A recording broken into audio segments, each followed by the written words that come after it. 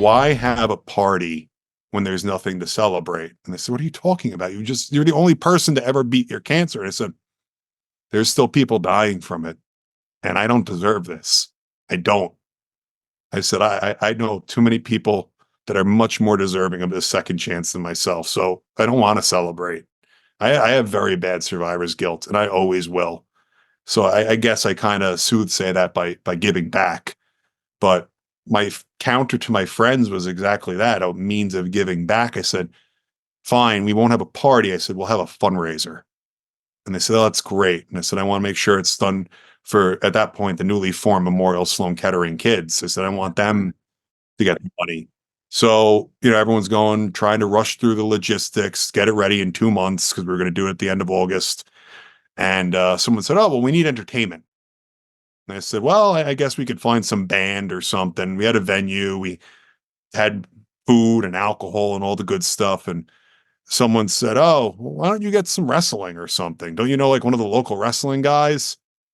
Like, hey, you know what? Sure. Like, well, nothing says Sean like wrestling. It's not like we got like a football game in the backyard here. So I said, all right. So I contacted one of the local wrestling promotions and they said, okay, fine. We'll come. We'll put on a show.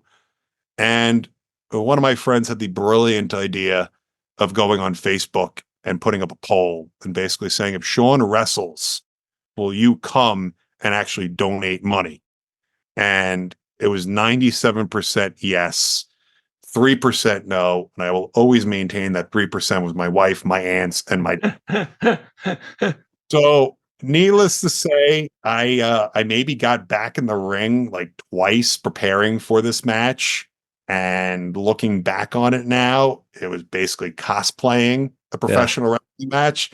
I got my hand held through it by a very good veteran of the Northeast independent scene. Uh, And, I won. So I thought, okay, there you go. There's the punctuation. We've yeah. raised great money. Time to ride off into the sunset. My wife, fast forward to December of that year, uh, came to me with a pregnancy test and said, well, now you're a dad for the second time. I love And I that. just said, what? Like, and I just was so shocked because this was not supposed to ever happen, you know?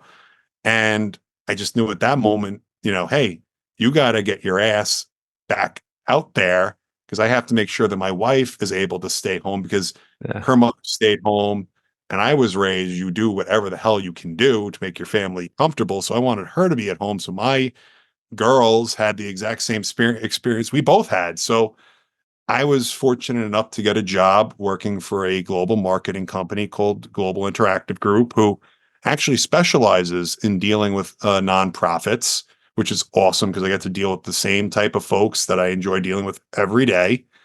And I thought that was it for me with wrestling. I started my MBA and I just kind of figured, all right, now that's done with, cancer is done with. Let's focus on taking care of the family. And my sweet little adorable stepdaughter went up to my wife and said, I didn't get to see daddy wrestle last year. Can I see daddy wrestle? Oh, goodness. I thought the glass broke and Steve Austin was coming out because my wife trudging across the house and definitely shared some pleasantries with me that I will not repeat. And I had to tell her, I didn't put her up to it. I did not put her up to it. So she said, fine, you get one more. One more. Well, as we know, it wasn't one more, but essentially, I got the same group this year. The 2023 this was in. Yeah. Uh, the friend that put that poll up on Facebook unfortunately passed away. Oh, So I approached this family and said, look, I don't want people thinking that I'm still sick. Can I put Michael's name on this so we could let people know Michael's story? Because Michael also had cancer, but passed away in the line of duty while being a fireman. oh, So wow. I want people to remember the hero that Michael is, not me. Yeah. Michael's. So they said, sure. And we switched the thing to St. Jude's out of their request because Michael was very fond of St. Jude's. And we put on this event. It went wonderfully. It was heavily attended by local media, thus local politicians. Yeah, of course. But yeah, they can't go without that. They Yeah. had to give me the big certificate, so it served a purpose for them being there. Yeah. Thank you for that. But we know what's really going on. Yeah. But with that, the local paper did a phenomenal story on me, which I was very taken back by. And I remember talking to one of my bosses, one of the owners of the company I work for, and he's a huge wrestling fan. And he was like, "This is really cool. We support this." And I was like, "Okay." So I put it up on my LinkedIn, thinking maybe it would help a couple organizations be like, "Hey, let's talk to this guy because clearly he cares about raising money for folks and helping others out." So put it up there, and the most unpredicted thing happened. ESPN actually messaged me, Oh, wow. and yeah, and they said, "Are you aware of the V Foundation?" And I said, "Yeah, Yeah. I'm actually a V Foundation success story. My treatment plan was derived with money that you guys raised."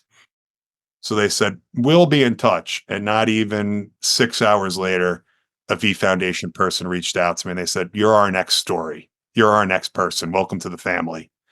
And I spoke to my company and said, "Hey, are you guys cool with this?" And they said, "Go ahead. Awesome."